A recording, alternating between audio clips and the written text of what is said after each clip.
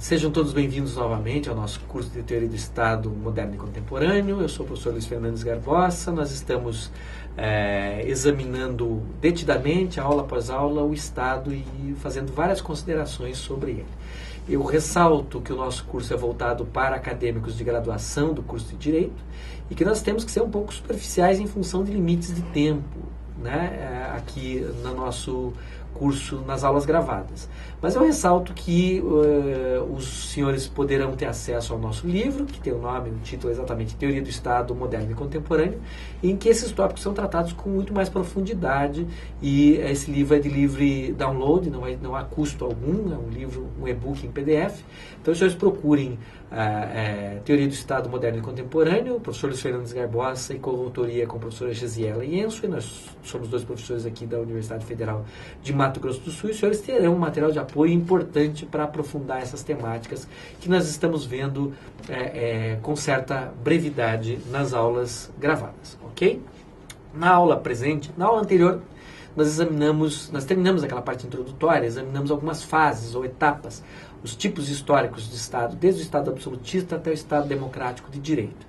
Na presente aula, nós vamos examinar alguns dos elementos constitutivos do Estado, aqueles elementos que são vistos como elementos essenciais à caracterização do Estado. Isso vai nos dar, inclusive, um conceito mais desenvolvido do Estado. Vai ser importante para a nossa compreensão, para aperfeiçoar, para aprofundar a nossa compreensão de Estado, né? Então, eu só chamo a atenção dos senhores para uma questão.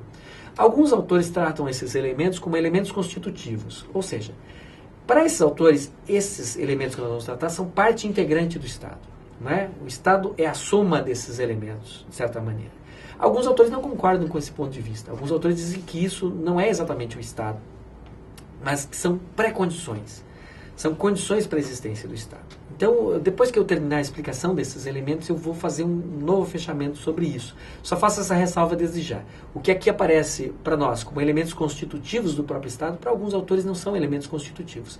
São condições do Estado. Mas nós estamos aqui seguindo a visão majoritária, pelo menos no Brasil, que é a visão que entende que esses elementos são elementos constitutivos do próprio Estado, né? Então, existem classificações rivais. O que nós estamos fazendo aqui é exatamente uma analítica do Estado. Significa analisar, cindir o Estado em suas partes e analisar cada uma delas para depois conseguir entender melhor o todo. Uma análise, essencialmente é isso, né? Nós temos aqui algumas classificações dessas análises. As duas principais é o que a gente poderia chamar de classificação tríplice e classificação quádrupla. A classificação tríplice enfatiza 3 elementos como sendo os elementos essenciais do Estado. E já destaco aos senhores e às senhoras quais são eles. Um elemento material, um elemento humano e um elemento político. Para a classificação tríplice, esses 3 elementos são necessários e suficientes à caracterização do Estado, desse tipo específico de sociedade politicamente organizada. Ou seja, elementos necessários e suficientes. Sem eles não há Estado e eles bastam para que haja Estado. Né? Basta que haja o elemento material, que nós vamos estudar, o elemento humano e o elemento político, para que haja um Estado. E sem qualquer um desses elementos não há Estado. Para a teoria quádrupla, não bastam esses 3 elementos. É preciso que haja 4 elementos. Além do elemento material, do elemento humano e do elemento político, é preciso um elemento que nós estamos chamando aqui de elemento finalístico, ou que poderíamos chamar de elemento teleológico, né? Teleologia, no sentido de finalidade. O elemento teleológico. Então, para a teoria quádrupla, não bastam os 3 elementos. Os 3 elementos da teoria tríplice são essenciais. O Estado tem que ter elemento material, tem que ter elemento humano, tem que ter elemento político. Mas isso é necessário, mas não o suficiente. É ainda preciso que haja um elemento finalístico, ou seja, é preciso que se considere a finalidade do Estado. Tá? Então, são as 2 principais teorias para a gente entender isso. Qual é a teoria predominante?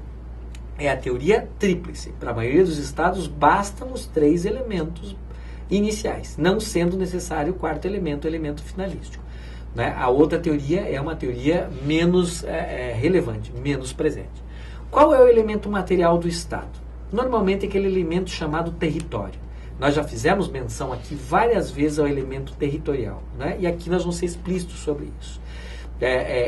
As teorias predominantes sobre o Estado hoje entendem que não existe Estado sem um território que seja dominado por esse Estado e sobre o qual esse Estado exerça de maneira exclusiva o seu poder. Então, o território é um elemento material e que nós podemos chamar de elemento geográfico, que é essencial para a figura, para a existência desse tipo de sociedade politicamente organizada chamada Estado. Notem que as sociedades politicamente organizadas anteriores não necessariamente precisavam de um território.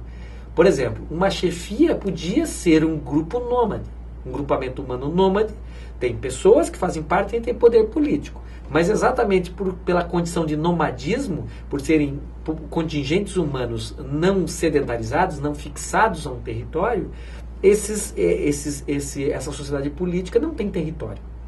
Né?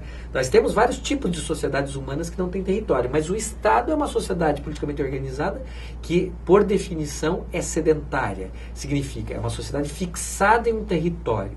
Né? E mais do que isso, é uma sociedade que exerce poder político com exclusividade sobre esse território. Apenas ela exerce poder político, ela monopoliza, como nós já vimos, o poder político, monopoliza a coação física ou a ameaça da coação física sobre esse território, excluindo qualquer outra. Então esse é um elemento importante. O território é esse elemento material por excelência, é o elemento que aparece em todas as teorias sobre o Estado. O Estado é uma sociedade politicamente organizada sedentária, fixa um território, e portanto o território é um elemento necessário a essa sociedade. O que varia são as discussões sobre se o território é ou não é parte integrante do Estado, como já dito, e qual é a relação do território, do Estado para com o território. No passado preponderavam visões que entendiam que o território era uma espécie de propriedade do Estado. Né? Hoje já prepondera a visão segundo a qual o território é parte integrante do Estado, mais ou menos como se o território estivesse para o Estado como o corpo está para as pessoas. Né? Ele faz parte integrante do Estado. Né? De qualquer maneira, nós não vamos conseguir entrar aqui em grandes discussões sobre isso, mas esse elemento material, ele sem dúvida é necessário ao Estado. O que é o território? O território não é apenas a superfície do solo compreendida entre as fronteiras. Né? O território é mais do que isso. O território, ele é a superfície do solo compreendida entre as fronteiras, que são os limites territoriais, que dividem exatamente o que é território nacional do que não é, do que é território de outros estados, ou o que é território que porventura não seja território de outros estados, mas também não seja parte integrante do território nacional. Então, não se trata só disso, mas abrange também o subsolo, né, subjacente a essas fronteiras, a esse perímetro compreendido entre as fronteiras, abrange também o espaço aéreo sobrejacente, que fica sobre esse perímetro compreendido entre as fronteiras, e em alguns casos também, isso é bem tranquilo hoje, abrange uma certa parcela do mar, né, até certos limites, a contar do litoral, para aqueles estados que possuem litoral, embora existam alguns conflitos envolvendo a extensão dessa parcela, mas de modo geral reconhece uma parcela de faixa de mar, né, como integrante do território e na qual, portanto, o Estado exerce com plenitude a sua soberania, o seu poder político.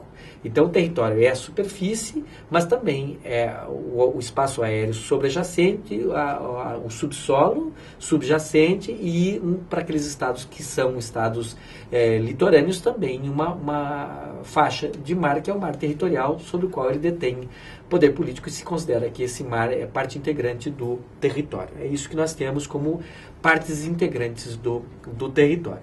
Existem várias discussões, não só no que diz respeito à extensão do mar territorial, mas também no que diz respeito à altitude até a qual se estende o poder político do Estado e à profundidade até a qual se estende o poder político do Estado em termos de espaço aéreo e subsolo, né? Desde teorias que pregam a infinitude, ou seja, o espaço aéreo seria domínio do Estado sem limites, o mesmo valendo para o subsolo, até teorias mais contemporâneas que dizem que a soberania do Estado iria até uma altitude tal que representasse utilidade para o Estado, a partir da qual não haveria mais motivo para essa soberania ser afirmada, mais ou menos o mesmo raciocínio se afirmando ao subsolo. Né? Então, também não temos tempo aqui de nos demorarmos sobre isso, mas precisamos fazer menção sobre isso. A visão predominante é essa, né? A soberania estatal sobre o espaço aéreo iria até uma altitude tal a partir da qual o Estado não tivesse mais interesse plausível impedir atividades, né? Especialmente, hoje é muito claro que a soberania do Estado não abrange o espaço extra-atmosférico, e o mesmo valendo para o subsolo, né? Então, o elemento material do Estado é o território. Um aspecto importante do território é exatamente o fato de que ele é o perímetro no qual se delimita o poder político do Estado, ou seja, em princípio, não só o Estado monopoliza o poder político sobre o território, mas ele também só exerce poder político neste território. Em geral, ele não exerce poder político sobre outros territórios, embora possa exercê-lo, mas normalmente o seu poder político é vocacionado para ser exercido dentro dos limites territoriais. E o mesmo, que é reflexo disso, vale para o direito. As normas jurídicas criadas pelo Estado, elas vigoram dentro dos limites territoriais, ou seja, esse perímetro do território é o limite do poder político e da capacidade de estabelecer o direito, aquilo que a gente chama de poder de império do Estado. A capacidade de estabelecer o direito também. O direito estatal normalmente só vigora no território, nos limites do território do Estado, embora existam hipóteses excepcionais de extraterritorialidade, situações nas quais o direito de um Estado vigora fora do seu território, mas a regra é o princípio da territorialidade, ou seja, o direito vigora dentro dos limites territoriais desse Estado. Então nós temos aqui algumas dessas questões como questões essenciais. Na próxima aula, nós continuaremos examinando o elemento humano, o elemento político e o elemento finalístico. Obrigado e até lá.